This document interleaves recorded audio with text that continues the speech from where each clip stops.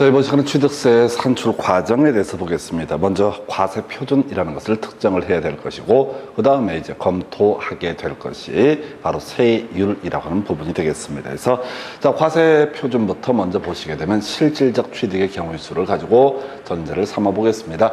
자, 원칙이요. 취득세 과세 대상 물건을 취득한 자가 자신이 얼마를 취득했다라고 하는 신고하는 금액, 이것을 우리가 취득세 과세 표준이라고 기본 원칙을 삼게 됩니다. 별로 안 중요하죠. 원칙은 쟁점이 되지 않기 때문에. 자, 두 번째 시가 표준액이라는 예외가 있게 됩니다. 그래서 자, 이건 이제 취득세 과세 대상 물건이라고 하는 것을 얼마에 취득했는지 특정하게 고르라는 경우. 예를 들어서 무상승계 취득, 상속과 증여에 있어서 자, 이때는 얼마를 취득했는지 알 수가 없죠. 그래서 시가 표준액이라고 하는 것이 이때는 취득세 과세 표준이 된다. 교환 계약도 마찬가지가 될 테고, 신고를 하지 않거나 신고한 금액이 시가 표준액보다 작은 경우 등에 있어서는 취득세 과세 표준을 바로 시가 표준액으로 삼게 됩니다. 시가 표준액이요, 토지에 있어서는 개별 공시지가라는 것이 될 테고, 단독주택에 있어서는 개별 주택가격, 공동주택에 있어서는 공동주택가격, 그 외 바로 건물 같은 경우는요, 지자체장이 결정 고시한 가액, 뭐 이런 식으로 가는데 쟁점은 안 돼요. 자, 이 파트에서 논의 쟁점이 되는 것은 바로 자, 사실상 취득가격이라는 개념이 되게 됩니다. 그래서 이 사실상 취득가격이라고 하는 것은 국가나 지자체가 이 사람이 얼마에 취득했는지 그 금액을 알 수 있는 경우를 상정을 하는 거예요. 그래서 이런 경우에는 자신이 얼마에 취득했다 이런 얘기를 굳이 해봤자 그 말 들어주지도 않고요. 국가 지자체가 알고 있는 그 금액을 취득세 과세 표준으로 삼게 됩니다. 그래서 공식이요, 국외판법 공컴이라고 하는 거, 국가, 그 다음에 외국이라고 하는 거, 판결문이라고 하는 거, 또 하나가 법인장부, 자, 그 다음에 공매, 그리고 마지막 검증이 이루어진 취득, 이런 식으로 정리가 되게 됩니다. 그래서 국외판법 공검 등에 해당되면 이때는 국가 지자체가 그 거래 가액, 취득 가액을 알 수가 있기 때문에 사실상 취득 가격을 취득세 과세 표준으로 삼게 된 데서 검토해 보겠습니다. 국가 지자체로부터 취득했다. 어떤 사람이 토지를 취득했습니다. 건물을 취득했습니다. 그래서 국가에서 얼마에 팔았다라고 하는 것을 알고 있잖아요. 또 지자체가 알고 있다. 그럼 그 사람이 굳이 얼마에 취득했다라는 식으로 신고한 금액, 요거 인정할 여지가 없습니다. 외국으로부터 수입에 따른 취득이라고 하는 거, 이것도 마찬가지 논리 구조로 봐야 되죠. 이 외국으로부터 수입이라고 하는 개념은 관세청인가요? 여기서 이미 금액을 알고 있습니다. 요건 이제 토지 건물 같은 부동산보다는 아무래도 바로 자동차 같은 것을 얘기를 한다고 보시면 좋겠습니다. 자, 판결문에 따라서 취득가격이 증명되는 취득, 법인 장부에 따라서 취득가격이 증명되는 취득, 이렇게 정의를 하는데, 이 판결문은 법원, 사법부라고 하는 것이 있겠고요. 국가의 한 기관이 되게 됩니다. 그래서 법원의 판사가 이거 얼마에 취득했어? 라고 이렇게 확정을 하게 되면 그 금액을 취득세 과세 표준으로 삼게 된다. 법인 장부 믿을 수 있습니까? 당연히 믿을 수가 있습니다. 그래서 우리가 이제 법인에 있어서 분식회계 이런 것들이 사회적으로 큰 논란이 되는 이유 중에 하나가 법인 장부는 믿을 수가 있다. 해서 삼성전자에서 내가 취득을 했습니다. 삼성전자에서 매각 가격을 정해놨어요. 그러면 그거 법인 장부에 따라서 취득 가격이 증명되게 되면 내가 그걸 얼마에 취득했다고 얘기했던 간에 그거는 별개 문제로 바로 법인 장부에 따라서 취득 가격이 증명되는 취득, 그 가격을 취득세 과세 표준으로 삼는다. 자, 공매라고 하는 거, 이렇게 가는 거죠.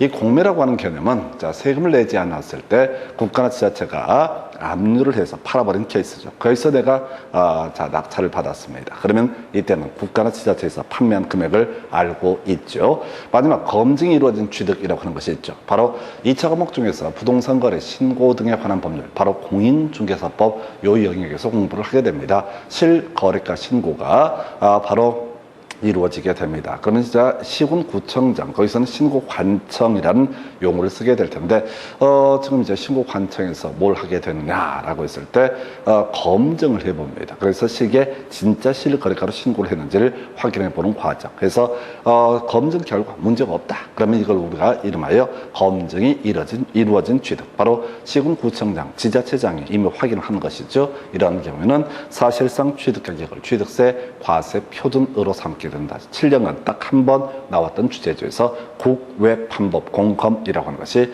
하나의 이슈가 되게 될 것이고요.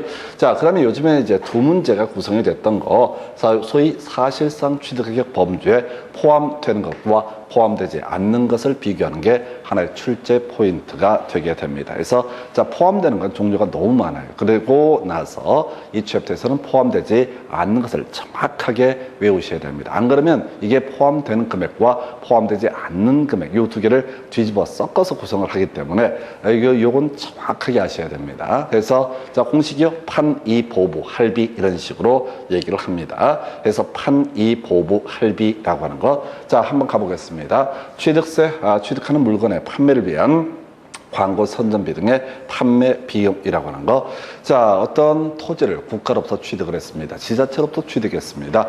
예, 요거 팔기 위해서 일정한 판매 소요되는 비용이 있다. 그럼 당연히 취득세랑 아무 관련이 없죠. 그래서 판매 비용이라고 하는 것은 취득세, 사실상 취득가격을 취득세 과세 표준으로 삼을 때 이 바로 사실상 취득가격 범죄에 포함되지 않는다. 이렇게 정의를 할 테고요. 두 번째 이슈가 되는 게 전기, 가스, 열 이런 것의 이용에 따라서 그 이용하는 자가 분담하게 되는 비용. 자, 건물 샀습니다. 그래서 이 건물을 수리를 하거나 등등등 하기 위해서 전기를 이용했다, 열을 이용했다라고 한다면 이건 취득한 금액과는 전혀 별개의 문제죠. 그래서 전기, 가스, 열 등의 이용 비용이라고 하는 거, 이것도 어떻다? 바로 사실상 취득가격 범죄에 포함시키지 아니한다. 자, 세 번째, 이주비 등 취득 물건과는 별개의 권리관 보상 성격으로 지급되는 비용이라고 되어 있습니다.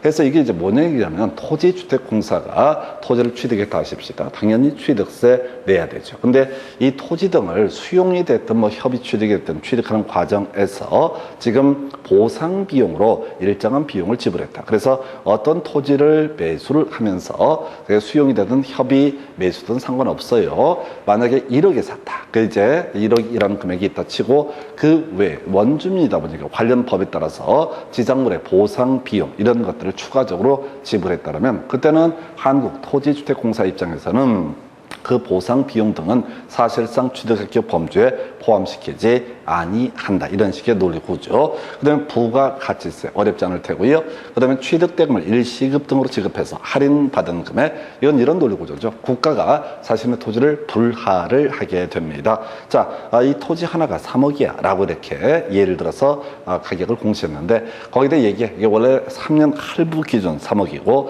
한 번에 다 내게 되면 5% 빼주게 된다 라고 했을 때 만약에 자 3억짜리 물건 5% 할인 받게 되면은 1,500이 되나요? 1,500을 뺀 금액. 자, 이 1,500에 해당하는 금액은 사실상 취득가격 범죄에 포함시키지 아니한다라고 할 것 해서 결과적으로 3억 중에서 1,500을 뺀 2억 8,500만 사실상 취득가격 범죄에 포함되게 된다라고 할 것.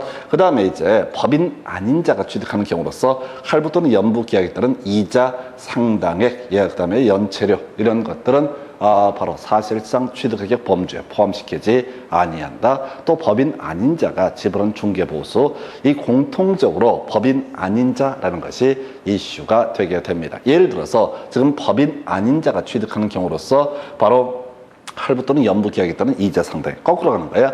자, 이 물건 자체가 3억이다. 국가에서 불화를 하겠다라고 발표를 한 상태입니다. 자, 그런데 거기다 옵션을 넣는 거야. 3년 할부로 하게 되면 이자 3% 더 받겠다라는 식으로. 그래서 이 사람이 3년 할부로 해서 3억짜리 물건을 지금 900만 원 되나요? 900만 원이라고 하는 것을 더 지불을 했다. 그랬을 때 취득세 과세 표준을 계산할 때는 이때 자 900만 원 부분은 자 사실상 취득가격 범죄 포함시키지 아니하고 3억만을 취득가액으로 인정한다. 이런 식의 논리구조. 법인 아닌 자가 자 중개하는 과정에서 기업 공인중개사에게 중개 보수를 지급했다라고 한다면 이 부분도 사실상 취득가격 범죄 포함시키지 아니한다. 이렇게 정리를 하게 됩니다. 자, 그래서 이 취득세 과세 표준 등에 관한 쟁점을 보게 되면 일단 두 가지 이슈로 접근을 하게 되는 거야. 첫 번째가 바로 국외판법 공검이라고 하는 거. 이때는 사실상 취득가격을 취득세 과세 표준으로 삼게 된다. 한편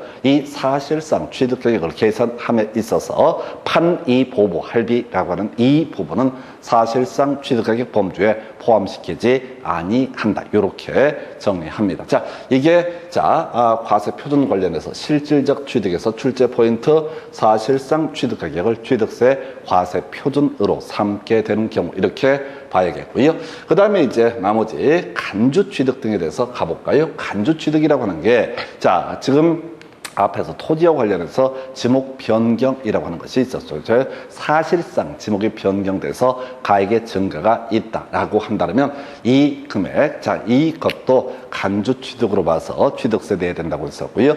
또 비슷한 맥락에서 그런 게 하나가 있었죠. 건물에 조작 설비 등을 가산한다, 승강기를 설치한다라는 얘기를 말씀을 드린 바가 있습니다. 이것도 간주 취득. 그 다음에 또 하나가 주된 이슈가 되는 게 바로 과점 주주의 간주 취득이라는 개념이 있죠. 그래서 법인이라고 하는 거, 주식을 취득함으로써 경우에 따라서 그 법인의 주식 등을 취득한 것으로 보자, 부동산 등을 취득한 것으로 보는 케이스가 있었죠. 그래서 여기서는 이제 좀 난이도가 있겠지만 이 지목 변경 얘기는 뭐 나와도 틀리게 나오든 맞게 나오든 답이 될 만한 주제가 아니고요. 요즘에 트렌드를 봤을 때 아무리 봐도 과점 주제, 간주 취득에 관한 것이 하나의 이슈가 되게 됩니다. 이게 주어진 데이터를 가지고 아예 접근을 해야 돼요. 계산 방식 되게 복잡하게 돼 있어요. 과점 주주가 취득한 것으로 보는 해당 법인의 부동산 등에 대한 과세 표준이라고 하는 거. 이 부동산의 총 가액을 그 법인의 주식 또는 출자 총수로 나눈 값에다 과점 주주가 취득한 주식의 비율 등을 곱하는 거는 이렇게 하면 뭔 소리인지 이해가 안 돼. 해서 문제 가지고 한번 검토하겠습니다. 갑이라고 하는 사람이 A 법인의 주식을 취득했을 때 취득세 과세 표준으로 인정되는 지분 비율. 예를 들어서 기업번 2005년 1월 1일 날 이 법인 설립 시에 발행 주식 만주 중에서 5,000주라고 하는 거 보유를 하게 됩니다. 일단 두 가지 걸리게 되죠. 과점 주제, 간주 취득이라고 하는 것은 법인 설립한 후에 과점 주주가 됐을 때. 그래서 이때는 애초에 법인 설립 시라고 되어 있으니까 논의할 쟁점 아니고요. 설령 또 법인 설립 후로 할지라도 50%밖에 안 되죠. 우리가 과점 주주라고 하는 것은 50% 초과해서 지분 보유해야 되고요. 그 다음에 실질적으로 지배권을 행사하고 있을 때 이것을 우리가 과점 주주라고 얘기를 합니다. 그래서 지금 이거 첫 번째 항목이라고 하는 거, 이것은 간주 취득과 관련이 없고요. 두 번째, 2007년 4월 29일 날 주식 취득 후 만주 중에서 6,000주라고 하는 것을 취득을 하게 됩니다. 이제 드디어 법인 설립 후에 과점 주주가 된 상태입니다. 그러면 이 A 법인이 보유하고 있는 부동산 등이라고 하는 것에 얼마? 60%라고 하는 것을 바로 간주 취득으로 해석을 하게 됩니다. 그래서 2007년 4월 29일 기준으로는 얼마?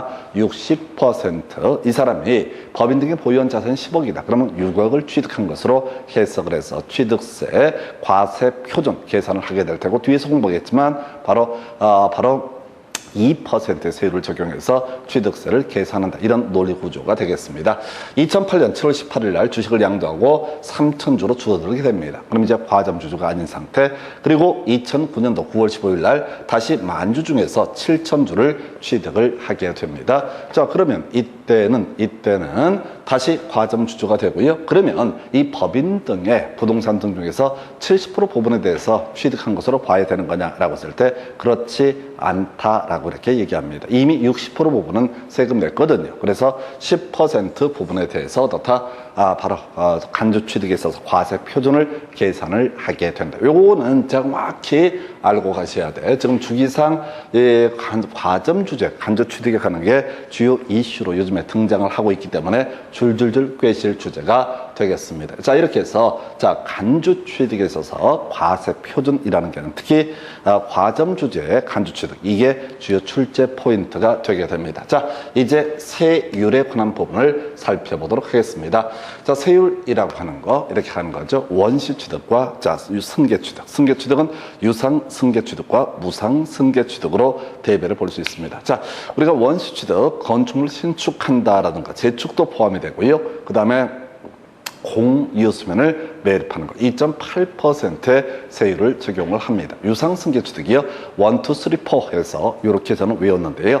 자, 우리가 유상승계취득 먼저 주택부터 해석을 합니다. 6억, 9억에서 총 3개 구간을 만들죠. 그래서 6억 이하가 됐을 때는 1%의 세율을 적용한다. 6억 초과 9억 이하가 되면 2%의 세율을 적용한다. 세 번째, 9억 초과면 3%의 세율을 적용을 하게 된다. 그리고요, 이 주택에 대응해서 농지의 유상승계취득이라는 거 역시 3%의 세율을 적용한다. 그 외 주택 농지 외 부동산의 유상승계취득은 4%. 그래서 유상승계취득은 1, 2, 3, 4 이런 순서로 가게 될 테고요. 주택의 가격이라고 하는 거 6억과 9억을 기준으로 3개 구간으로 나누게 됩니다. 나중에 우리가 재산세 공부하다 보면 세부담 상한 얘기를 할 때요. 그때는 3억과 6억이라고 하는 거, 앞쪽은 6억과 9억, 취득세는 6억과 9억을 기준으로 판단하고요. 뒤에 재산세 파트에서는 3억과 6억이라고 하는 것을 기준으로 판단을 하게 된다. 이렇게 논의를 하죠. 그 다음에 이제 무상승계취득에서 상속이라고 하는 거, 상속 외 원인 크게 두 개로 대별을 봅니다. 그래서 먼저 농지에 대한 상속 2.3%고요. 농지 외 부동산에 대한 상속이라고 하는 것은 2.8%의 세율을 적용을 하게 됩니다. 그래서 상속을 무상승계취득이 한 예시가 되는데, 상속에 있어서 상속세라는 국세를 내는 건 전혀 별개 문제로 취득세가 문제가 하나가 될 테고요. 자, 그 다음에 상속 외 원인에 따른 무상승계취득, 일반적으로 증여라는 것을 논하게 되겠죠. 이 증여 같은 경우 비영리법인이라고 하는 것이 이슈해서 비영리법인에 있어서는 2.8%의 세율, 그 외 공유물 등의 분할이라고 하는 거 2.3%. 다시 가겠습니다. 원시취득 2.8%의 세율을 적용을 하게 된다. 유상승계취득 1, 2, 3, 4에서 주택은 1%, 2%, 3%, 6억과 9억이라는 것을 통해서 3개 구간을 만들어냈었고요.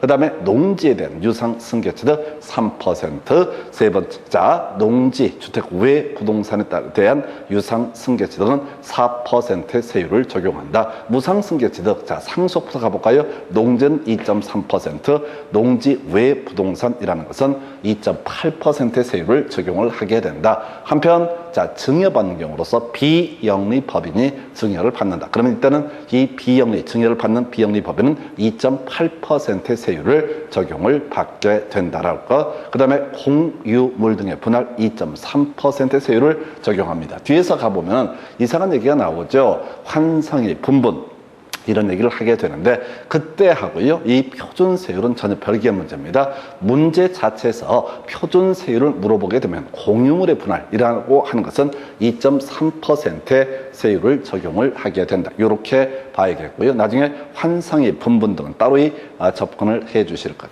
이 취득세, 지방세 일종이 됩니다. 해서 지방세 공통적인 적용 조항이라고 하는 거, 지자체장이라고 하는 것은 이 표준세율에 바로 50% 범주에서 가감할 수 있다라고 이렇게 되어 있습니다. 그래서 50% 범주에서 가중할 수도 있고요. 그다음에 반으로 깎아버릴 수도 있다. 여기 주어진 세율의 반을 의미하게 됩니다. 그래서 이게 조례를 통해서 취득세율 조정이라는 개념이 있을 수가 있겠고요.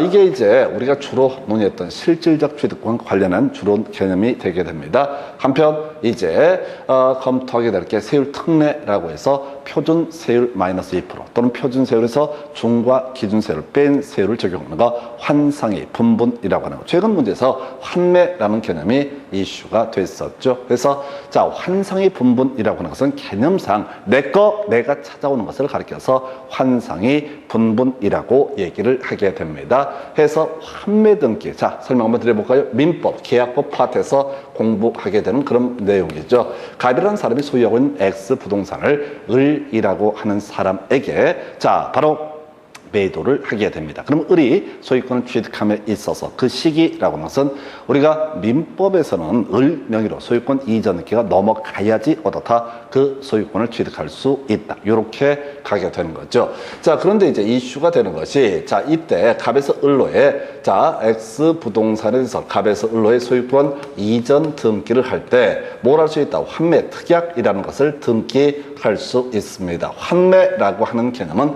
이런 식이야. 갑이 일정한 요건하에서 을에게 일정한 대금을 지급을 하게 되면 을은 반드시 갑에게 이 물건을 팔아야 된다라는 특약, 이걸 우리가 환매 특약이라고 부르게 될 것이고요.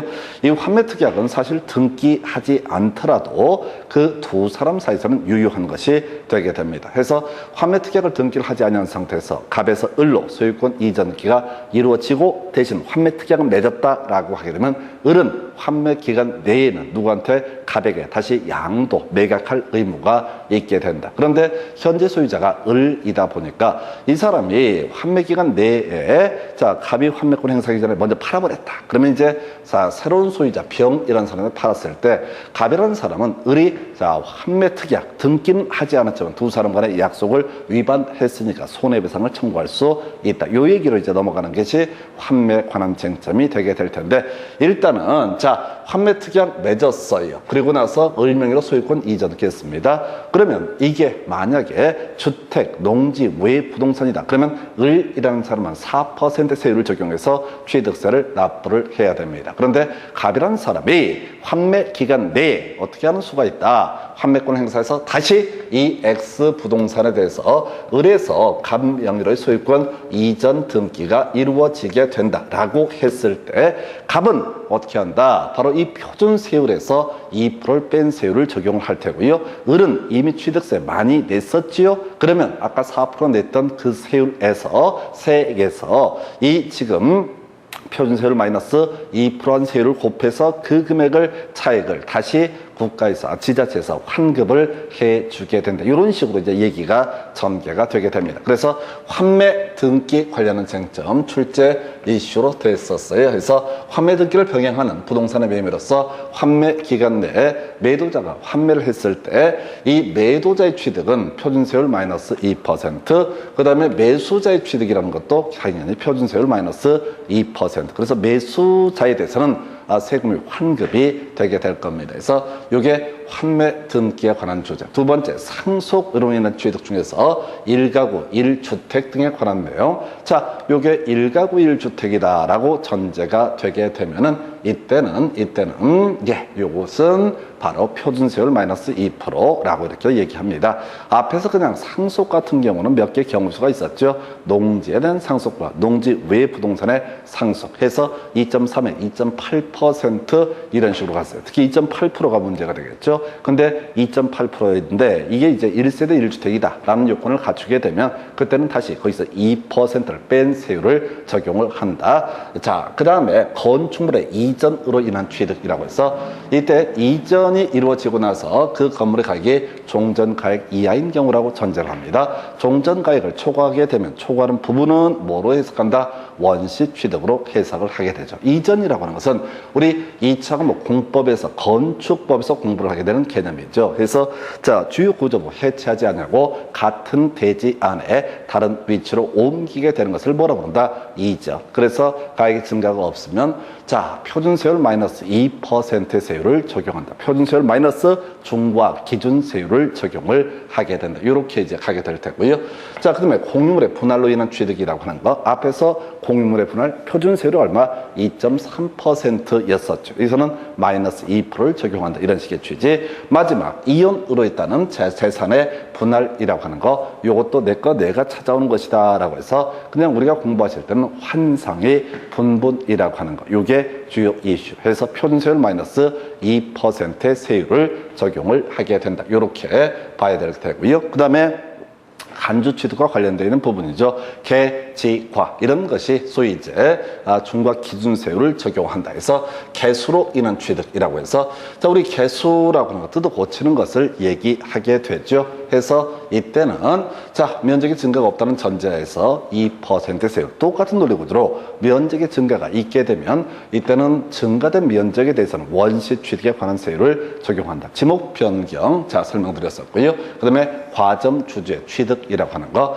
요것도 앞에서 설명드린 그 주제. 그래서 이런 경우 개지과 해서 이선 문제 구성할 때요, 면적의 증가가 없는 경우 요걸 갖고 살짝 말장난 바꿔하는 식으로 출제가 이루어지게 됩니다. 그래서 개지과 등에 있어서는 중과 기준세율을 적용한다. 그 외 문제로서 중과세율을 적용하는 게 별꼴 고고고 플러스 8%짜리가 있게 됩니다. 딱 한 번 구성이 되는데 별 의미는 없는 문제. 23회 때인가 한번 구성이 됐던 것 같아요. 그래서 지금 와서는 큰 의미는 없고요. 자, 기본이 되는 내용 표준세율하고요. 그 다음에 표준세율 마이너스 2% 그리고 2%라고 하는 것, 또 소위 중과 기준세율이라고 하는 거, 요 정도가 세율과 관련한 주요한 출제 이슈가 되게 됩니다. 자, 역시 요 정도까지 세율까지 설명을 드렸어요. 그래서 과세 표준에다가 세율 곱하게 되면은 이게 바로 뭐가 된다? 바로 취득세액이 될 것이고, 취득세 납세 의무자라고 하는 사람은 이거 신고 납부, 취득세 과세 대상 물건을 취득한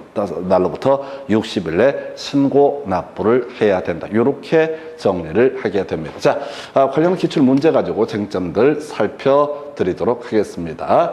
자, 문제 몇 회일까요? 28회 15번 문제. 자, 끄트머리 가겠습니다. 취득세를 부과한다라고 하는 거. 자, 우리가 취득세 부과 대상과 제외 대상 이런 것들 있었죠. 자, 5라고 하는 것은 취득세 부과 대상이 아니다라고 하는 것이 하나의 쟁점. 가볼까요? 그래서 지자체 기부 체납을 조건으로 해서 부동산을 취득하는 경우를 할지라도 자, 무상이용권, 무사대주에 해당이 되죠. 그래서 무상이용권을 받게 있으면 취득세 과세 대상이 되게 된다. 2번 상속으로 인해서 취득하는 경우 상속인 각자가 상속받은 취득 물건을 취득한 것으로 본다. 옳은 표현 되는데 큰 의미는 없습니다. 자, 세 번째, 국가로부터 유상 취득하는 경우 신고 또는 신고가액의 표시가 없거나 신고가액이 시가 표준액보다 적을 때도 사실상 취득가격 또는 연부 금액을 과세 표준으로 한다 해서 옳은 표현 이렇게 구성을 하고 있죠. 그래서 아까 논의했던 거 사실상 취득가격을 취득세 과세 표준으로 삼는 케이스 국외 판법 공검이라고 하는 것이 논의의 포인트. 그 중에서 국가로부터의 취득은 바로 사실상 취득가격을 취득세 과세 표준으로 삼게 된다. 자, 그 다음에 무상승계 취득한 취득 물건을 취득일에 등기 등록한 후에 화해조서, 인락조서에 의해서 취득일로부터 60일 내에 계약이 해제된 사실을 입증한 경우 취득한 것으로 보지 아니한다라고 해서 이게 이제 말장난하고 있는 것이고 어려운 주제였습니다. 사실 쉽게 풀 수 없었던 문제고요. 등기 등록 전이다라는 것이 전제가 돼야 됩니다. 해서 지금 4번을 틀리게 구성이 됐었고요. 그 다음에 지금 취득세를 부과하지 아니한다라고 해서 다시 가볼까요? 무사대주라고 하는 거. 자, 무상이용권, 사치성 재산, 대수선. 해서 보니까 대수선 제외라는 표현이 나와 있습니다. 자, 대수선은 취득세 과세 대상이다. 그래서 대수선 제외가 되면 어떻다? 취득세 부과하지 아니한다라고 해서 이렇게 이 문제를 상당히 까다롭게 구성했던 문제. 그래서 일단 1번, 자, 다시 가볼까요? 자, 기부채납 무상이용권을 가지고 있다. 그럼 취득세 과세 대상, 대수선도 취득세 과세 대상이 돼야 되는데 대수선 제외는 취득세를 부과하지 아니한다. 그래서 1번하고 5번 정도. 그 다음에 이제 3번 지문, 자, 국외 판법 공검 등 들어가게 되면 어떻다? 이때 사실상 취득가격을 취득세 과세 표준으로 삼게 된다. 그래서 이 문제에서는 1번, 3번, 5번 정도가 무난했었고요. 2번 조금 다 부담스러웠고, 그 다음에 답은 4번인데 아주 지저분한 것을 가지고 구성한 케이스가 되겠습니다. 그래서 자, 28회 15번 문제 답은 4번 이렇게 갑니다. 그 다음 문제요. 자, 지방세법상 부동산의 유상취득으로 보지 않는 것은 이렇게 되어 있습니다. 자, 유상취득 미리 외우고 들어가야 되죠. 자, 기본적인 유상승계취득에서 주요 이슈가 되는 것은 뭐였어요? 배우자, 직계, 존비속으로부터의 취득이라는 것은 유상승계취득 이렇게 설명을 드렸고요. 부담부 증여에 있어서 채무액에 상당한 부분 다시 한번 가볼까요? 갑소유의 X 부동산에 대해서 을이라는 사람이 자, 저당권, 피담보 채권 1,000만 원 빌려주고 저당권을 가지고 있다. 이 X 부동산을 자 갑이라는 사람이 저당권을 정리하지 아니한 상태에서 병에게 양도를 하게 된다. 증여를 하게 된다. 그랬을 때 병은 앞으로 이 부동산 만약에 1억 정도의 가치가 있다고 치고요. 그 다음에 지금 1,000만 원 갚아야 된다라고 하게 되면 채무액에 상당하는 부분은 어떻다? 유상승계취득으로 본다. 그러면 채무액을 제외한 나머지 9천만 원 부분은 무상승계취득으로 해석을 하게 된다. 자, 그래서 배우자 나와 있습니다. 그 다음에 배우자, 직계비소, 배우자, 또 직계존속 나와 있습니다. 그리고 이런 것들은 배우자, 직계존비속 나오면 다 뭐로 본다? 유상승계취득으로 해석을 해야 할 테고요. 자, 증여자의 채무를 인수하는 부담부 증여로서 포인트 채무액에 상당한 부분을 제외한 나머지 부분, 이건 무상승계취득이 되는 거죠. 자, 바로 이 사안에서 1억짜리 부동산에 대해서 피담보 채권 1,000만 원으로 저당권이 설정이 되어 있다. 저당권을 정리하지 않고 이걸 넘겨주게 되면 채무액 1,000만 원 외 부분, 9천만 원 부분에 대해서는 무상승계취득으로 해석을 하게 된다. 이렇게 정리를 하게 되죠. 그래서 자, 25의 9번 문제 답은요 5번 이렇게 갑니다.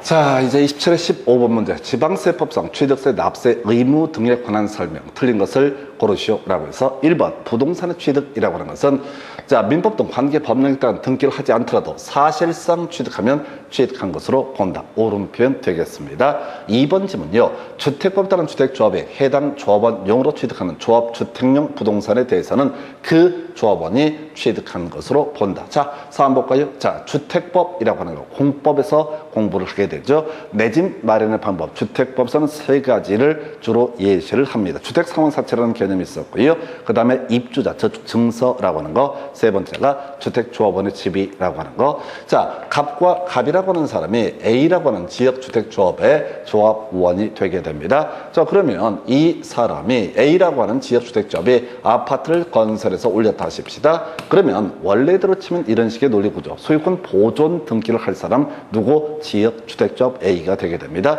그럼 원시취득이니까 2.8%의 세율을 적용을 할 테고, 만약 이것이 자 6억 이하의 주택이다. 그러면 갑 명의로 소유권 이전기를 할 때 아까 1, 2, 3, 4니까 1%의 취득세율을 적용을 한다. 근데 실제 2.8%의 세금이라고 하는 것도 또 1%의 세금도 실질적으로 누가 부담한다? 갑이 부담을 하게 된다. 이중과세 문제 발생하죠. 그래서 이때는 주택조합이 조합원용으로 취득하는 부동산에 대해서는 그 조합원이 취득한 것으로 본다. 이렇게 정리를 하게 됩니다. 오른편이에요. 자, 직계비속이 끄트머리 유상으로 취득한 것으로 본다. 오른편이죠. 자, 직계비속이 끄트머리 무상으로 취득한 것으로 본다. 자, 요걸 틀리게 구성했어요. 직계비속이 점점점 유상으로 취득한 것으로 본다. 그래서 이게 이제 뭉쳐서 보셔야 돼. 직계존비속 나오게 되면 다 뭐가 된다? 유상승계취득. 이거 바로바로 치고 들어가야 되지. 생각하고 자시고 할 성격의 것이 아닙니다. 우리가 지방세법에서는요, 배우자 직계존비속으로부터의 취득이라는 것은 원칙적으로 무상승계취득으로 해석을 합니다. 다만 시험에 나오는 것은 그럼에도 불구하고 다음에 일정한 경우 어느 하나에 해당되게 되는 경우에는 이때는 유상으로 취득한 것으로 본다. 그래서 우리가 공부를 해갈 때는 배우자 직계존비속 나오게 되면 다 뭐가 된다? 유상승계취득. 이렇게 해석을 해 주셔야 됩니다. 자, 그 다음 문제 가서 살펴보겠습니다. 자, 29회 때 나왔던 문제네요. 자, 지방세법상 과점주주의 간주취득세가 과세되는 경우가 아닌 것은 모두 몇 개인가? 라고 해서 난이도 있었던 문제고요. 과점주주, 법인 설립한 후에 법인 등의 주식 등을 취득함으로써 과점주주가 됐을 때 그 과점주주라고 하는 것, 과점주주라고 하는 것은 이 사람은 뭘 해야 돼요? 그 법인 등의 부동산 등을 취득한 것으로 본다라고 되어 있었습니다. 그래서 일단 과점주주의 정의라고 하는 것이 50% 초과해서 지분을 보유하고 사실상 지배하고 있으면 어떻다? 이것을 우리가 과점주주라고 정의를 하게 됩니다. 그래서 법인 설립 시에 발행한 주식을 취득함으로써 과점주주가 되는 경우, 자, 이건 가장 기초적인 개념이죠. 일단 취득세 과세 대상이 아니다라고 이렇게 봐야 되겠죠. 그래서 요건 이제 아닌 것을 고르시오 했으니까 기억번은 바로 과세 대상이 아니다. 두 번째, 과점주주가 아닌 주주가 다른 주주로부터 주식을 취득함으로써 최초로 과점주주가 되면 이때는 취득세, 과세 대상이 되게 된다라고 할 것.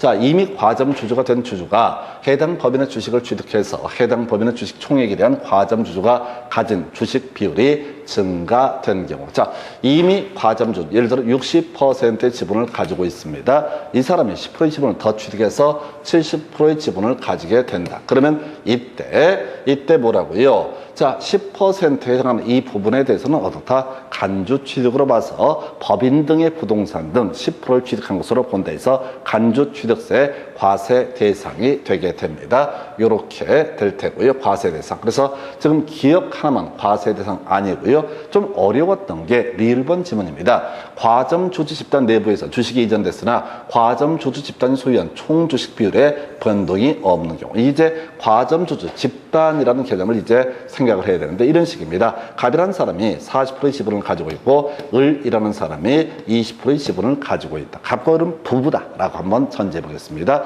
그럼 이것을 과점 주주가 아니다라고 해석을 하게 되면 골치가 아파져요. 무슨 얘기인고 하니 과점 주주가 아니다 라고 해버리면, 이런 식으로 해버리면 다 빠져나갈 수가 있게 되죠. 그래서 이걸 우리가 부부라고 전제했을 때 이걸 과점주주 집단이라고 부르게 되죠. 그래서 이 과점주주 집단, 요거 전체로 봤을 때는 일단 과점주주가 되게 될 것이고요. 그러면 이 60% 지분이라고 한다면 법인 설립 후에 이런 그림이 그려지게 되면 이들이 법인 등의 부동산 등을 60% 취득한 것으로 봐서 간주 취득세 내야 될 겁니다. 그런데 이런 경우 있다는 얘기죠. 자, 갑의 지분 10%가 을한테 넘어가서 갑도 30%, 을도 30%가 됐다. 그러면 이것은 어떻다? 취득세 과세 대상이 아니다라는 의미가 되게 됩니다. 그래서 과세 대상 아닌 것을 고르시오. 기업과 리을 두 가지가 바로 과세 대상이 아니다. 이렇게 해석을 하게 됩니다. 자, 29회 때 나왔던 문제 좀 어려웠었고요. 자, 계속해서 우리 앞에서 본 것처럼 이 주제가 나오게 되면은 앞에서 예제를 가지고 설명드렸던 사안 뭐가 있었어요? 바로 저런 게 있었죠. 몇 퍼센트를 취득세 과세 표준으로 삼을 거냐 미리 예습하는 문제 설명을 드린 바가 있습니다. 그렇게 봤었고요. 그래서 이 문제 답은 3번. 그 다음 문제 보겠습니다. 자, 지방세법상 사실상 취득가격 또는 연부금액을 취득세 과세 표준화하는 경우 취득가격, 연부금액에 포함되지 않는 것은, 자, 이게 이제 국외 판법 공검 등에 관한 주제가 되게 되죠. 그래서 국외 판법 공검이라고 하는 거, 이러한 경우에 어떻게 접근을 하자 국외 판법 공검에 해당이 되면은 사실상 취득가격을 취득세 과세 표준으로 삼는다. 요즘에 잘 안 내는 지문이라고 그랬어요. 그리고 오히려 판이 보부 할비라고 하는 거, 이러한 것은 사실상 취득가격 범주에 포함시키지 않는다. 우리가 포함되는 걸 외운 게 아니라 포함되지 않는 것만 외우게 됩니다. 그래서 자, 여기 보면은 전기 등의 사용에 따른 비용 해서 이용 비용에 해당이 되죠. 요 부분은 사실상 취득가격 범주에 포함시키지 않는다. 나머지 모르죠. 다 포함된다고 접근하셔야 돼요. 이 시간에도 우리가 암기하고 기억을 해야 되는 건 뭐라고요? 바로 사실상 취득가격 범주에 포함되지 않는 것만 정확하게 기억하시다. 이걸 우리가 외워달라고 하는 것은 사실상 취득가격 범주에 포함되는 게 훨씬 종류가 많기 때문에 이걸 다 외우실 수가 없습니다. 그죠? 판이 보부 할비 포함되지 않는 거, 이거 외우기도 겁나 힘들어요. 해서 이렇게 개념을 봤고요. 그 다음 주제. 자, 지금 29회 때 역시 난이도 좀 있게 지난번 문제를 그대로 업그레이드 시켰습니다. 자, 갑은 특수관계 없는 을로부터 다음과 같은 내용의 주택을 취득했다. 취득세 과세 표준 금액으로 오른 것은. 그래서 다른 거 다 빼버리고요. 중간에 검증이 이루어짐이라고 되어 있습니다. 검증이 이루어진다. 판이 보부. 자, 다시 국외 판법 공검에 해당이 된다. 그러면 사실상 취득가격을 취득세 과세 표준으로 삼게 된다. 그래서 데이터가 쭉 나와 있어요. 자, 그러면은 여기서 이제 포인트가 뭐냐라고 했을 때 판이 보부 할비가 들어가 있으면 어떻다? 그 아이들은 사실상 취득가격 범주에 포함시키지 아니한다. 그럼 나머지는 다 어떻다? 사실상 취득가격 범주에 포함을 시키게 된다. 그래서 가볼까요? 총 매매대금 5억이라고 주어져 있습니다. 이걸 가지고 계약금, 중도금, 잔금 이렇게 흔들어 놓고 있고요. 자, 그 다음에 갑이 주택 취득과 관련해서 지출한 비용이라고 되어 있습니다. 그래서 지금 5억 지출했고요. 은행 채무를 갑이 대신 변제한 금액이라고 해서 이쪽에서 1,000만 원 주어져 있습니다. 그 다음에 어쩌고 저쩌고 저쪽에서 100만 원 나와 있습니다. 매각 차손 100만 원. 자, 여기서 논의의 포인트는 이 변제한 금액이라든가 매각 차손이라고 하는 것이 어디에 판이 보보 할부에 포함이 되느냐 되지 않느냐는 기억을 하셔야 돼. 이런 문제 겁나 어려워. 근데 이런 문제를 1분 안에 풀어야 되거든요. 1분 안에 풀려면 마음의 준비 독하게 하고 있어야 됩니다. 판 이 보보 할부 이거 어디 있냐를 찾아보셔야 돼. 없어요. 그래서 5억 1,100만 원이라는 것이 어떻다? 사실상 취득가격 범주에 해당이 되게 된다라고 해서 답은 5번. 문제가 되게 간단해 보이죠? 아니요. 미리 암기하고 계셔야 됩니다. 판 이 보보 할비, 판 이 보보 할비라고 하는 것은 사실상 취득가격 범주에 어떻다? 포함시키지 아니한다라고 하는 거. 이렇게 가셔야 돼. 이렇게 문제가 오히려 난이도가 높아지잖아요. 그러면 실제 문제 풀어갈 때는 별로 문제가 오히려 간단하게 접근을 하실 수가 있습니다. 그래서 판 이 보보 할비. 그래서 사실상 취득가격 검증해서 아하 사실상 취득가격이라고 하는 것을 바로 취득세 과세 표준으로 삼게 된다. 그러면서 나왔던 얘기가 뭐라고요? 바로 판이 보보 할비 이런 것이 있다면 이 금액은 어떻다? 사실상 취득가격 범주에 포함시키지 않는다. 근데 여기는 그런 게 없어. 그러니까 전부가 사실상 취득가격 범주에 포함이 되게 된다. 그래서 28회 때 문제는 단순하게 지문 형태로 구성했고요. 29회 때는 사례를 만들어서 겁나 복잡해 보이는데 맥락은 똑같습니다. 그러면 31회 때 다시 출제가 되면 박스 쳐놓고 사실상 취득가격 범주에 포함되는 것과 포함되지 않는 것 각각 연결하시고 이런 식의 문제도 충분히 예상을 해볼 수가 있습니다. 요건 이제 지금 28회, 29회 너무 많이 나왔잖아요. 또 내도 또 틀려. 기본에 충실하셔야 됩니다. 해서 요렇게 해서 29회 때 문제 답은 5번 이렇게 갑니다. 자, 이제 검토할 주제가 표준 세율에 관한 주제가 되겠죠. 다시 한번 가볼까요? 원취득 2.8%, 유상승계취득 1, 2, 3, 4에서 주택은 6억 이하면 1%, 6억 초과 9억 이하면 2%, 그 다음에 9억 초과면 3%, 농지 3%, 주택 농지 외 부동산은 4%, 이런 게 유상승계취득, 무상승계취득, 농지에 대한 상속은 2.3%, 농지 외 부동산의 상속은 2.8%라고 하는 것이 있게 될 것이고요. 자, 그리고 나서 무상승계취득, 비영리법인 2.8%, 공유물 중에 분할 2.3% 가볼까요? 해서 자, 상속으로 인한 농지취득 2.3%, 자, 공유물 등의 분할 2.3%, 원시취득 2.8%, 비영리 사업자의 상속 외 무상승계취득 2.8%. 그래서 자, 취득세율 전부가 다 옳게 구성이 되어 있습니다. 자, 취득세율하고요, 재산세율이라고 하는 거, 요건 무조건 외워야 되고요. 제일 통계적으로 출제 빈도가 높죠. 그리고 나서 나중에 양도소득세율 중에서는 자, 토지와 건물과 주택 중에서 자, 토지 건물은 2년 미만, 1년 미만이 됐을 테고 1년 이상 2년 미만 이런 것들 비교해야 되고, 주택은 1년 미만까지만 세율을 암기하시면 되죠. 단순하게 정리하면 이런 식이죠. 주택 보유기간 1년 미만이 되게 되면은 이때는 40%, 양도소득 과세 표준의 40%의 세율을 곱해서 양도소득세 납부할 의무가 있게 될 것이고요. 자, 한편 토지나 건물은요, 1년 미만이면 50%가 될 테고, 토지나 건물이 1년 이상 2년 미만이 되면 40%, 이 정도만 가지고 나중에 양도소득세 세율 문제를 해결을 해가게 됩니다. 그래서 자, 이게 100% 완벽하진 않아요. 그렇다고 해서 그 수십 가지의 경우수를 다 외우는 것은 불능에 가깝습니다. 열심히 한다고 되는 게 아니야. 지혜롭게 접근하는 게 실제 문제를 잘 풀어가는 그런 방식이 되게 됩니다. 해서 26회 때 문제 답은 5번 이렇게 보셨고요. 자, 25회 때 문제네요. 자, 과세표준 세율 등에 관한 설명. 옳은 것은 해서 자, 부과하지 아니한다. 2,5라고 가야 되죠. 이전하고요. 50만 원 이하 해서 1번 틀렸고요. 2번 같은 취득 물건에 대해서 둘 이상의 세율이 적용되는 경우 높은 세율 적용하는데 쟁점되지 않습니다. 자, 국가로부터 유상 취득했을 때 사실상 취득 가격을 과세 표준한다 해서 요걸 옳게 구성을 했었죠. 그래서 국외 판복 공검 등에 해당 해당되게 되면 이때는 사실상 취득가격을 취득세 과세 표준으로 삼게 된다. 자, 그 다음에 대도시의 법인이 뭔 소리인지 모르겠습니다. 그 다음에 유상거래를 원인으로 취득 당시 가액이 6억 이하인 주택. 자, 요거 얼마야? 1%가 되게 되는 거죠. 그래서 세율과 그 다음에 과세 표준을 묶어서 다뤄주는 주제. 그래서 아까 우리가 문제 설명드릴 때 국외 판복 공금은 오히려 출제 빈도가 좀 떨어지고요. 주된 이슈가 되는 것이 사실상 취득가격 범죄 포함되는 거, 포함되지 않는 거. 우리가 외웠던 것은 포함되지 않는 거. 판이 보복 할비라고 하는 것은 사실상 취득가격 범죄에 포함시키지 아니한다. 이렇게 갑니다. 그래서 답은 3번. 그 다음 문제 보겠습니다.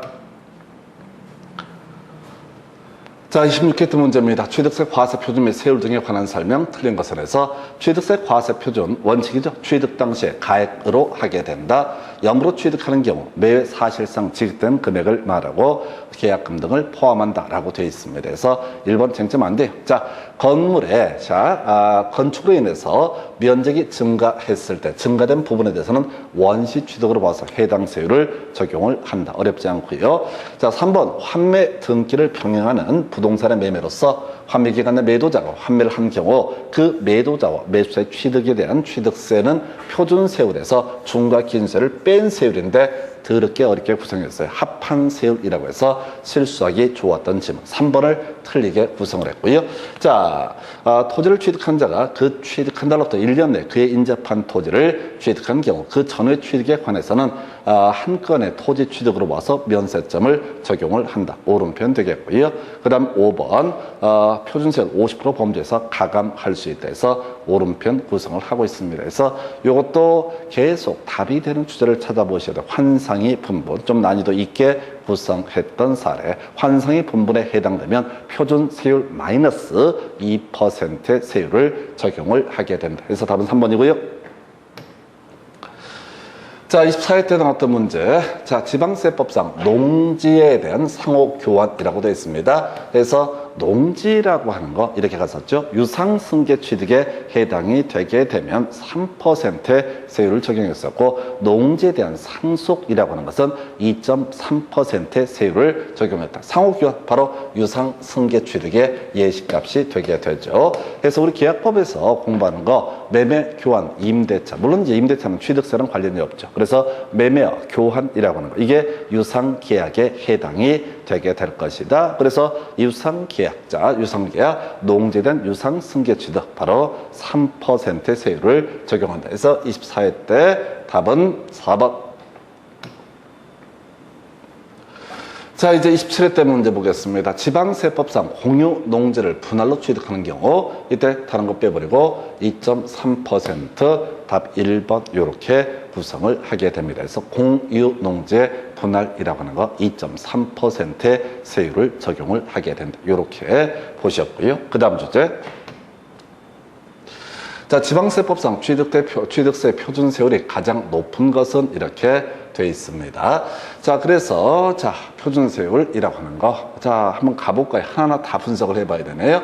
자, 상속으로 자, 건물을 취득했다라고 되어 있습니다. 상속에 있어서 농지에 대한 상속에 상속으로 자, 농지를 취득하게 되면 2.3%, 농지 외 부동산을 상속을 하게 되면 2.8%, 다만 1가구 1주택 요거 하게 되면 표준세율 마이너스 2%가 되기 때문에 이 문제에서는 2.8%의 세율. 2번 사회복지법인이 자, 건물을 취득했다. 비영리 법인이 건물을 취득한 사례 2.8%의 세율을 적용하죠. 그래서 비영리 법인이 상속 외 원인에 따른 무상승계 취득이 있으면 2.8%. 세 번째요. 자, 공유 수면의 매립 2.8%의 원시 취득에 해당이 됩니다. 유상거래를 원인으로 9억 원인 주택을 취득하는 게 어렵다. 우리가 자, 주택에 대한 유상승계 취득이라고 하는 거 1, 2, 3 이렇게 갔었죠. 그래서 6억 이하가 되게 되면 얼마? 1%. 자, 6억 초과 9억 이하가 되면 2%의 세율을 적용한다. 9억이라고 했으니까 이건 2%에 해당이 되게 됩니다. 자, 유상결혼 원인으로 농지를 취득한 경우 이게 얼마야? 3%의 세율을 적용한다. 그래서 이 문제 답은요 5번으로 구성을 하게 됩니다. 상당히 까다로웠던 문제. 자, 근데 요거 보니까 언제 지금 앞에 농지에 상호 교환 나왔었나요? 해서 이 얘기 1000분의 30과 같이 연계되어 있는 거죠. 자, 이 30회 때 출제위원이에요. 24회 때 문제를 봤을 리는 확률상 낮아 보이고요. 하여튼 돌다 보면은 이렇게 엮이게 되는 경우가 있다. 그래서 취득세 표준 세율이라고 하는 것은 정말 무조건 나온다. 어쩌다 한 번씩 안 나온 해가 있을 정도로 무조건 나오는 주제. 그리고 30회 문제는 상당히 나름대로 골고루 정확히 다 내용을 암기해야지 풀 수 있게 세팅이 되어 있습니다. 자, 이게 쉬워 보이는데요. 실제 시험장 가시게 되면 만만치가 않습니다. 무한 반복하셔야지 그만큼 암기될 확률이 높아지게 된다. 자, 이렇게 보셨고요. 그 다음 문제요. 자, 지방세법상 취득세를 계산할 때 중과 기준세율 2%의 세율을 적용하는 거 우리 외웠을 때 뭐 있어요? 개지화라고 했었고요. 개수와 관련해서는 면적의 증가 등이 없는 경우에 한한다라고 해서 자, 개수, 자, 지목 변경, 그다음에 과점 주주 이게 세 가지가 기본이 되는데 이 중에서 개수 관련해서 약간 함정을 봤어요. 건축물의 면적이 증가되는 경우로서 그 증가된 부분 이것은 원시 취득에 관한 세율을 적용하죠. 그래서 결과적으로 니은하고 디귿이 뭐가 된다? 바로 자, 중과 기준세율 2%를 적용을 하게 된다 해서 답은 3번 이렇게 구성을 하게 됩니다. 그래서 하여튼 개지가 환상의 분본 그리고 우리 개지과에서 개수 같은 경우 괄호 열고 예외적인 항목이 있었죠. 그걸 가지고 문제를 구성한 사례 24회 때 문제 답은요 3번 이렇게 보셨고요.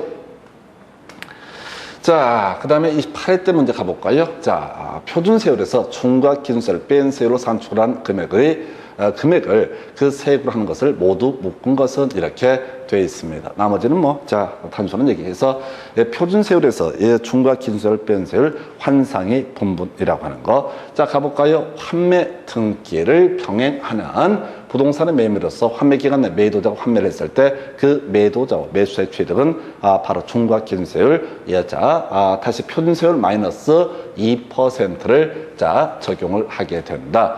그 다음에 니은번 모르겠죠. 넘어가시면 됩니다. 분해서 재산 분할 나와 있죠. 그 다음에 공유물의 분할도 나와 있습니다. 그래서 환상의 분분 중에서 환분분 3개 나와 있네요. 그래서 기억하고요, 디귿하고요, 리을이라고 하는 거 이게 바로 자 표준세율 마이너스 2%를 뺀 세율을 적용을 하는 케이스가 되겠습니다. 이런 거 가면서 중간에 처음 보는 거 나오면 쫓아가면 안 돼. 이게 이제 이 존속기간 1년 초과는 임시건축물 같은 경우는 2% 세율을 적용한대. 그런 걸 외우시면 안 돼. 그냥 기계적으로 환상의 분분, 개지과 이렇게만 가시는 게 오히려 암기할 확률을 높이는 파트가 되겠습니다. 그래서 자 28회 16번 문제 답은 5번 이렇게 정리하고요.